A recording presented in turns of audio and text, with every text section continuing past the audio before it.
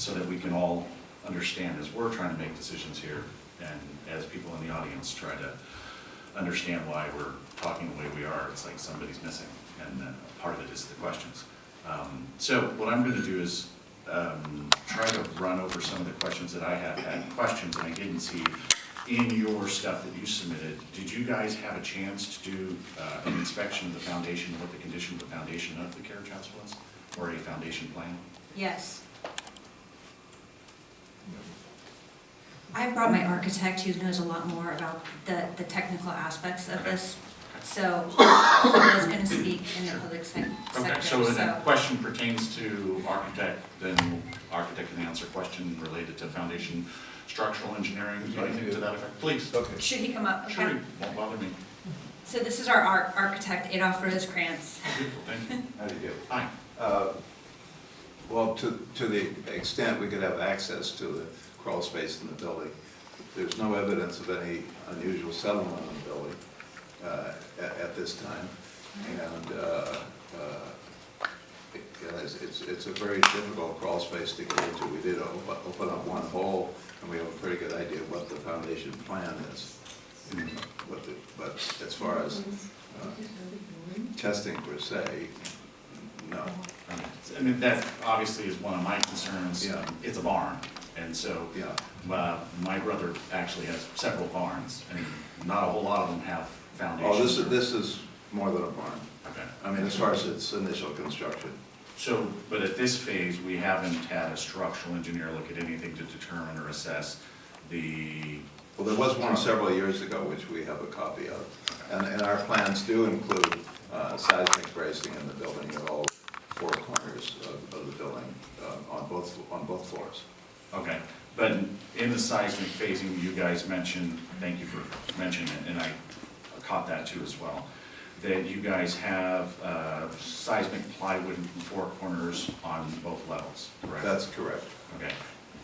And we did check the loading capability of the floors themselves, and that's adequate Okay. for our intended usage. Part of the reason why my questions are is, you know, I think early on you just said basically, I don't know how this building's standing. Well, if I was doing this to my own residence, I probably would be spending equally that much, just probably trying to make sure it doesn't go somewhere. And that's where my concerns are if we don't know these variables related to, for sure, because once you start tearing into this, we all know $2.5 million project becomes a $4 million project. And I'm just trying to figure out where you guys have assessed where the condition of the building is, and that also goes into the seismic side of it. So we did look at the seismic side of it, Okay. yes. And 2 years ago, you mentioned we actually did structural engineering reports, or? There was, not 2 years ago, some years ago, there is a report. Okay. And does the town have that? I don't know Okay. for sure, but what the town, I mean, we did make an effort there are no original drawings accessible to us anyway of the building at this point. Okay. Part of what makes it easier for me to make decisions, and I'm sure for my fellow council members as well, if you guys have done seismic or have reports that are seismic related to the building, it makes it a little easier for us when we're trying to make decisions on. That's right. And they did add concrete to the footing all around the building at some point in the past, but the town did not have any records of what they did. Okay. No. So part of that. From visual inspection, it looks okay, and there's also no evidence of settlement in the building. Okay. So Or cracking of the foundation or anything like that. with that being said, not that I'm architect and structural engineer are two different things. If you have those reports so that we can actually look at them, it helps us make decisions on how safe is our building, how do we move forward, what are we entailing as we move forward. Just termite report, did we look at, are we being attacked? Do you know? I don't know. I didn't see anything saying anything. We did. A termite inspection has not been made recently.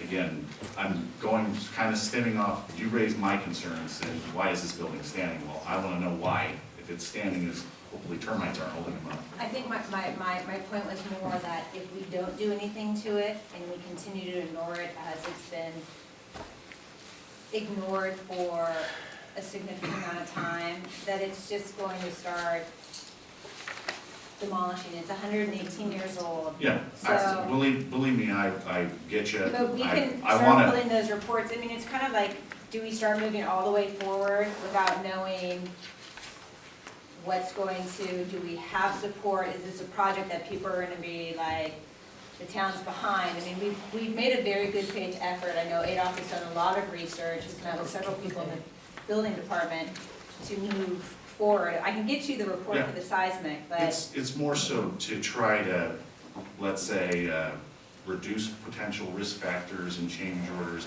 as we move forward project-wise. All of a sudden, we go, boom, we took the north wall apart, and the termites took that whole wall, and that's a $500,000 plus.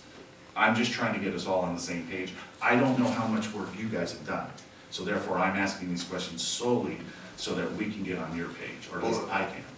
But the seismic report would be in the form of the design we have and our engineers' calculations on what it would take. Okay. It's not a, that's the form it would take. Okay. It's rather conventional bracing. The building is a rather regular square form, and it's not a difficult building to brace.